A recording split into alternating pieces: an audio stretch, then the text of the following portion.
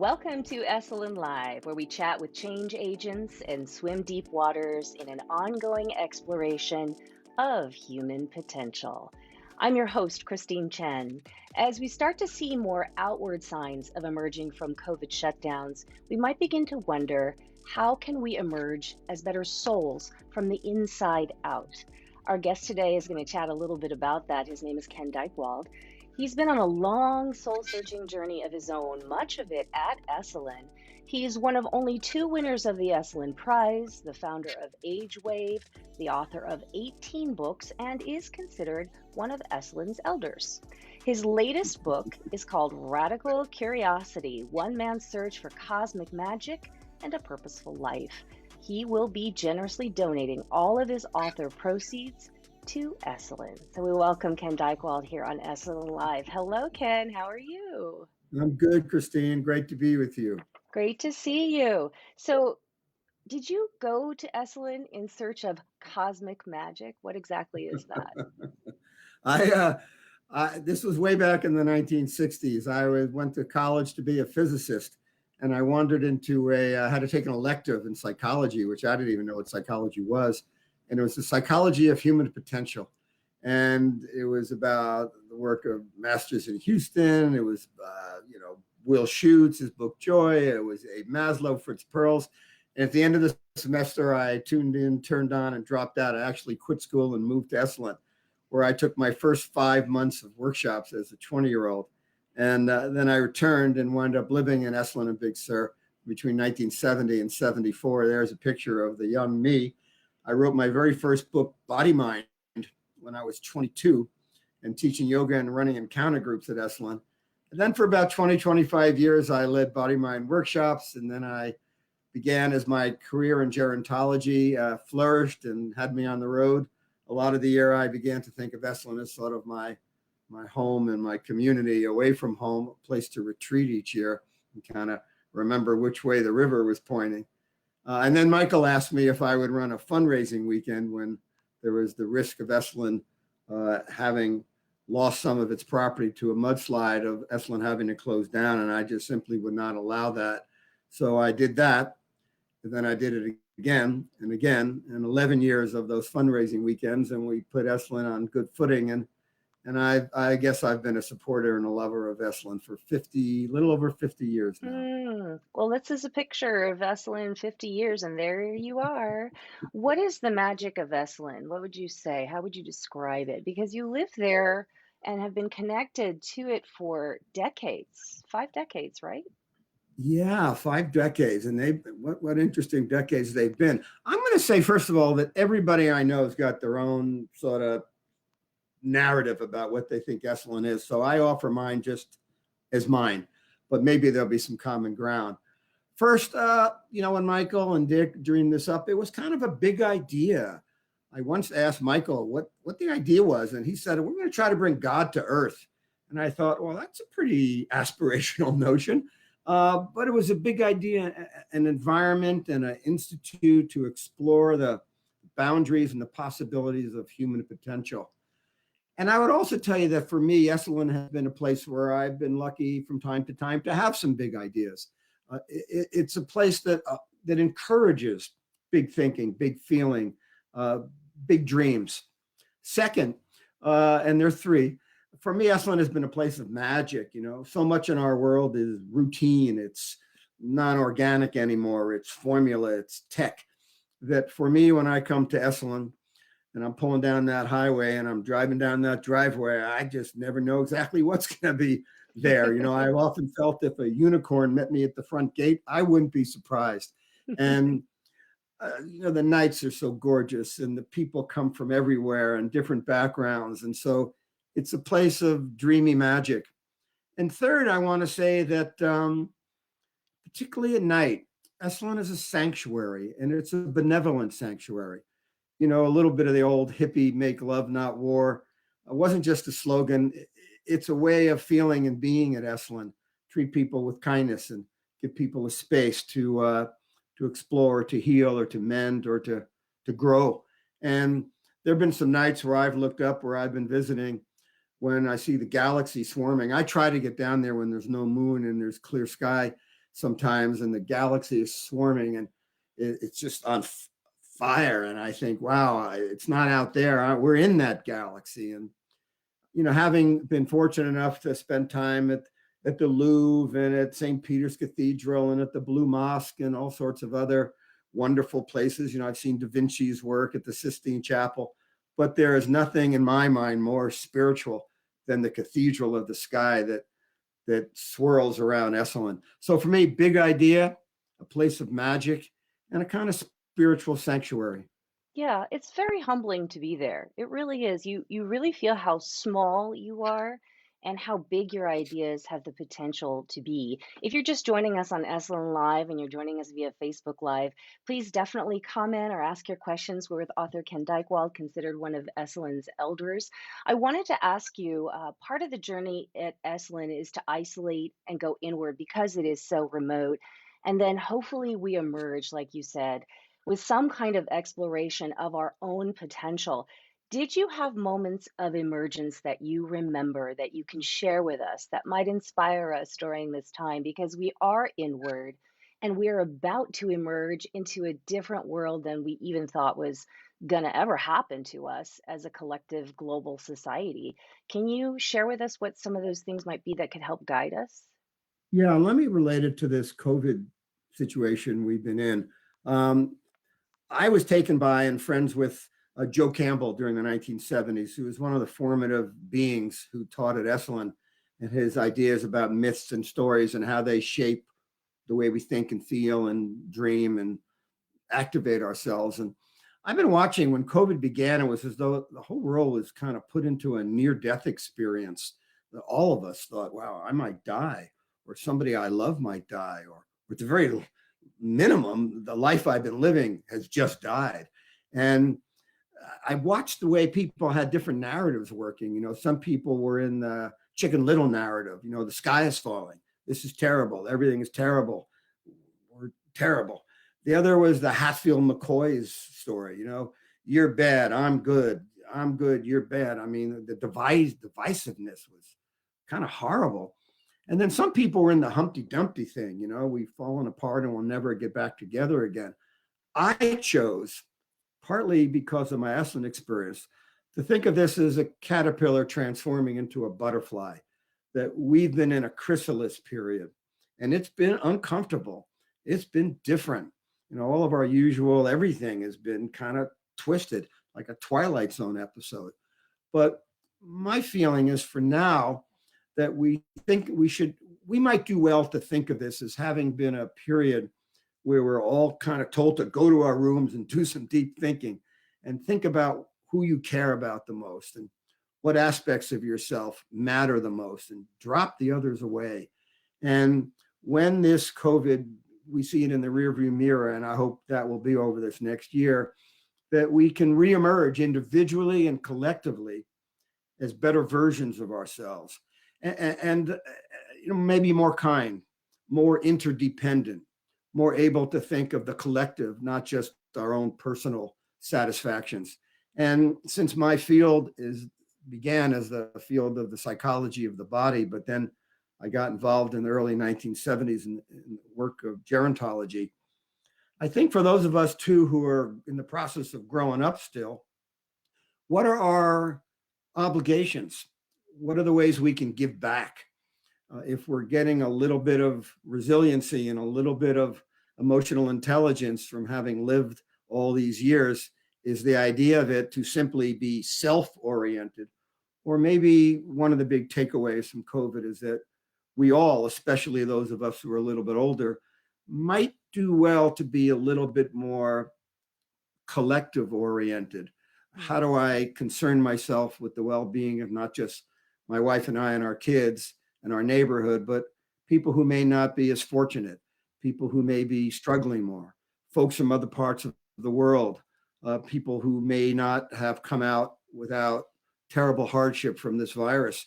And I think some of the core lessons of Esalen uh, also need to be transformed because, and I say this with respect, and also I paid my dues, that a lot of the Fritz Perls, a lot of the Abe Maslow era was about self. I do my thing, you do your thing, whatever. If they overlap, hey, what happens? But I think that, Fritz lived to 76. Abe Maslow passed away when he was 62. I don't think they ever either got a chance to kind of grow up to the next level. And maybe that's what Esalen should be thinking about now. How do we be more than just this spectacular conclave and be more a voice and a touchstone for the whole world, even more than we've ever been before? Well, what is the next level, Ken? If you could encapsulate that. I know there's probably a lot of pieces to that, but where would we start? Well, if we're talking about Esalen, I think Esalen has had the benefit of being, perhaps the most extraordinary property on the planet. And thank you, Murphy family, for allowing us to play and grow and dream and make love and stargaze and howl at the moon on this magical property. And for those of you watching who've never been to Esalen and Big Sur, when this virus lifts, go. It'll blow your mind. I mean, you have never seen a place with hot springs and waterfalls and whales breaching and kind of hippie people and beautiful food and sumptuous gardens. But I think that that's been a little too much of the privilege of Esalen. That whole privileged and those who are not getting their fair share applies, I think, to this phenomenon. So I'd love to see more of what you're doing, Christine. I think it's spectacular. 1,000, 10,000, millions of people thinking about and feeling some of the teachings of Esalen. I think that thanks to COVID, we've all become kind of Zoom-like capable. And I think that there are so many ways that we can be bringing our workshops and our teachings beyond. I also feel that it's not just about body work and it's not just about yoga and Tai Chi and, smelling the roses, that we've got to be making sense of how we reconcile ourselves in this world of massive technology. And I think also as older people, we've got to become more tuned into and concerned about the troubles that we've created in this world for young people. Greta Thunberg gave her talk at the UN and she said kind of like, what's with you grown-ups? You've left the environment a mess. Mm. I felt she was talking to me and to us. And I'm not just saying those 14 acres in Big Sur, I'm saying the planet. So how do we, Esalen, not just concern ourselves with workshops in the bubble, but with ideas, with visions, with teachings, and with a public political voice and heart to help move our lives on planet Earth in the 21st century to being kinder and more fair and more shared? Yeah. I know that there are parts of the vision that do include not just more digital offerings, more available offerings, that those will never visit Esalen, but also ways to make it a lot more affordable down the line. But we have to survive this time period of COVID and emerge as better souls, is what we're talking about. When you I want to talked say one about, thing about, I want to say yeah, one thing about that. That years ago when I started, I'm not a super duper wealthy guy, but my wife and I have been giving money over decades now to Esalen. And I've been surprised to see that a lot of people do, but many people don't. And Esalen needs help. And frankly, I'd like to see more and more of those resources go so that people who want to learn from Esalen or spend time there or learn around the world can do it for low or no cost. So that needs to be a part of the future as well. It can't just be a rich person's hangout. yeah, and it is going to take some time, and I do know that it's in the master plan, and we hope that it happens sooner than later. For now, we are in this time period where everything is just weird and things move slowly. So we just absolutely just do our very best. When you talked about earlier, the idea of I'll do me, you do you, at that time, decades ago, and maybe not even so long ago, that is self-actualization was a different thing. What does it mean to be self-actualized now as we are in 2021 and looking to emerge from this and all of this learning that we're experiencing right now? So let me frame it. I think that Esalen is in the process of unfolding and fulfilling its own destiny. I don't think it all got figured out in the 1960s and now it's just frozen like, Williamsburg and people dress up as colonial settlers. Um, and I think that Esalen had a few parts of it right, being more present, mindfulness, uh, open communication, authenticity, telling the truth, healing wounds and sorrows. But I think what it didn't do well enough was the giving back, the relationship, the knowing how to work in the world, the combination of heart and money. And I think that one of the things that I feel that is particularly important is in a Maslow's hierarchy. It ends with self-actualization. But one of my friends and teachers was a gentleman named Eric Erickson, who was considered the great father of adult development. And he went way beyond that. He said that in one's adulthood, and that's an individual or even an institution, the focus ought to be on wisdom and what he called generativity, giving back, and giving back in a thoughtful, kind, concerned way. And not just giving back to people that you like, it's giving also to people that you might have a different view of. And I'd also argue, too, working in gerontology all these decades, giving to people who are not yet born. Many of us, when we pass 50 or 60 or 70, when we think of the future, we think of only of our own time horizon. We need to think beyond our own time horizon. There will be children born this year and 30 years from now that could benefit from Esalen's offerings and teachings. And we need to think about that as well, and How them is it as well. how is it that we begin to practice this in real life as we sit today in this lockdown that's starting to emerge? What's the practice now? How can we do some soul searching of our own? What you've done so much of at Esalen and through all your travels and journey, how can we take upon ourselves the first steps or continue the steps in this journey to come out on the other side and do the things that you're trying to inspire us to do? All right, so I'm going to say something that might bother some of your viewers and listeners. I always felt that there were two different human potential narratives. One of them was you're perfect the way you are, just be you. And I must say, I didn't subscribe to that one. The other I did a little bit. The other human potential narrative was that we have an enormous range of capabilities, of creativities, of mental and physical and spiritual potentialities. And the task in life is to continue to unfold those, to unravel those, to bring them alive. So I think there's a couple of three things that we might do in our own practices. First, I think it's important to have a practice. For you, I know it's yoga. For me, it's been yoga too for over 50 years. Someone else, it might be Tai Chi. Someone else, it might be singing or movement or dancing. Having some practice where you can center yourself and doing it and staying with it even during tough times. Second, I would say curiosity. You know, the name of this new book, this word curiosity, being open to learning, being open to improving yourself, being committed to causing yourself to be a better version of yourself.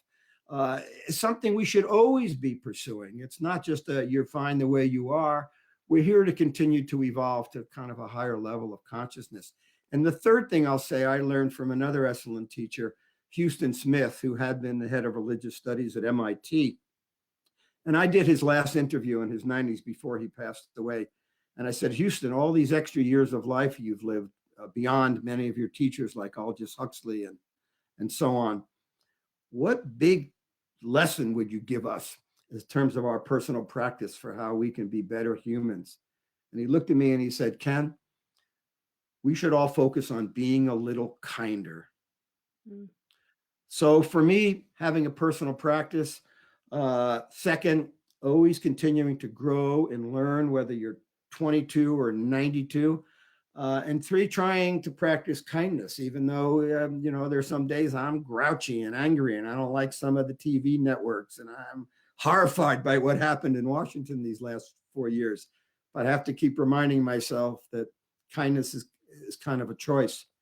And I guess I'll put an excellent frame to it all, which is that wherever we are and whoever we are, there are probably folks, old friends, new friends, family members who are hurting, maybe more than you are, and reaching out and giving a good word or sharing a little bit of your resilience with them or giving them a gift of some sort is something that I think we might all do more of.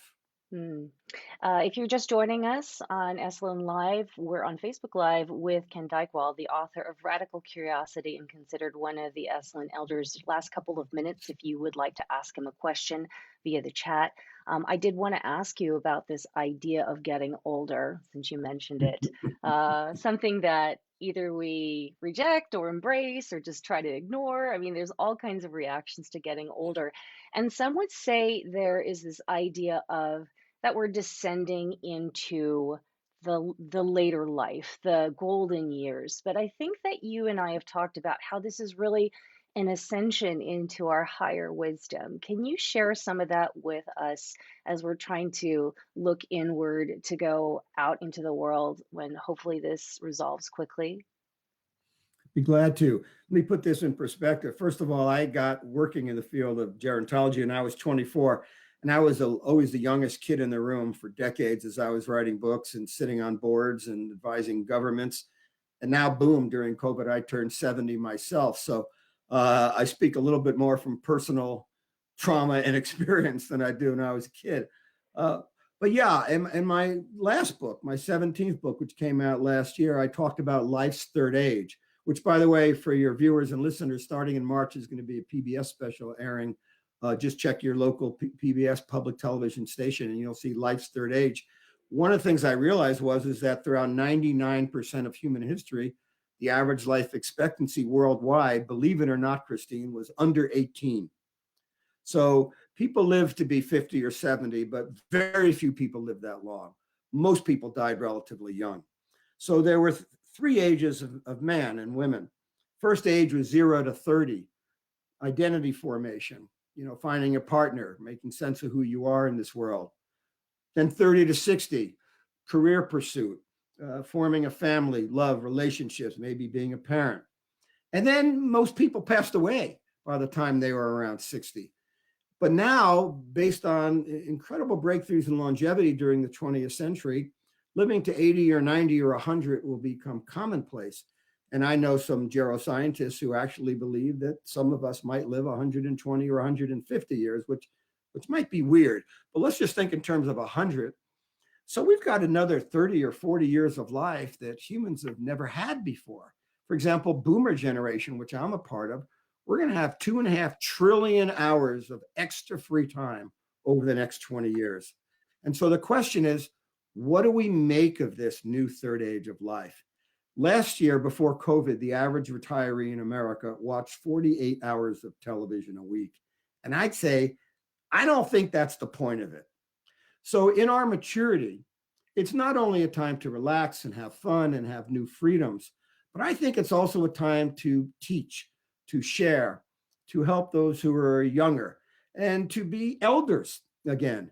If you remember the signing of the pictures of the signing of our Constitution, all those signers were wearing white wigs because they wanted to look old. The older you were, the more wisdom you were perceived to have.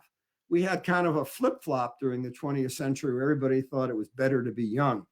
I think we're beginning to see elderhood rise up once again as something that's aspirational.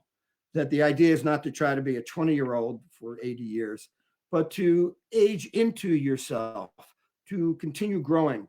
Yeah, your body doesn't function quite as well as when you were younger, but you have a chance to get experience and maybe even some wisdom and also an opportunity for leadership in one's community.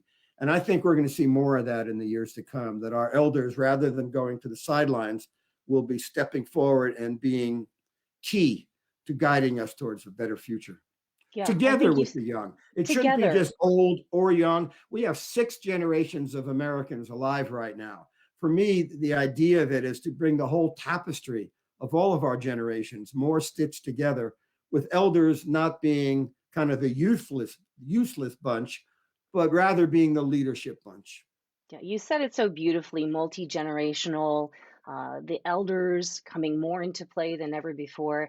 And there's also certainly cultures around the world where elders have always been at the top of the list and the most revered. So there's much to learn for all of us. I know that you have a lot more to say. And if you want to read the book, Radical Curiosity, if you're watching, it is already available on shop.esalen.org. That's our online shop. You can look there in the corner here. We have a special Discount code for you if you shop with us for Ken's book. Esalen Live 10 gets you 10% off, and all of the author proceeds go to help Esalen. I know you have a lot more coming up. April 6th is the book launch. April 11th, you have a fireside chat with Terry Gilby, the CEO. We'll be diving into more history, your personal life. And the way forward is our digital summit that's going to be offered for free March 13th and 14th. I know that you're going to be part of that, Ken. What can we expect from you during the summit? I'm going to be sharing the whole idea of life's third age and what the possibilities are for all of us as we envision living a longer life. And I do also want to say that for me, writing this book, which took me 7 years, and then deciding to give all of my earnings forever to Esalen is a little bit for me as a way of maybe making a statement that those of us who've gotten some benefit or some advantage or some insight as a result of Esalen, we can give a little bit of our lives back to help Esalen make it through this tough time. Well, thank you so much on behalf of Esalen, and I just appreciate all the things that you shared today and try to inspire us to come out better souls from the inside out on the other end of this. Certainly such an interesting time. Ken Dychtwald, thank you so much for joining us on Esalen Live. I hope you have a great day, everyone. Bye, Ken. All right. Thanks, Christine. See you soon.